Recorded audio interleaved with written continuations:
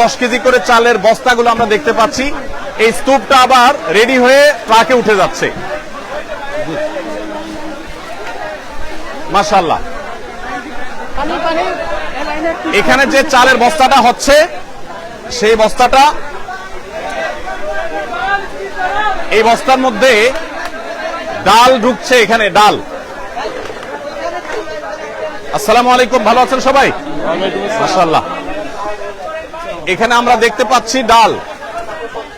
এখানে আমরা দেখতে পাচ্ছি ডাল, 2 কেজি করে ডাল প্রত্যেক পরিবারের জন্য রেডি হচ্ছে। এই ডালগুলো চালের বস্তার মধ্যে ঢুকছে এবং এর পাশাপাশি তেল ঢুকছে। তেলটা কোথায় আমাদের? তেল এবং লবণ ওই সাইডে। তেল এবং লবণ ওই সাইডে ঢুকতেছে। মাশাআল্লাহ।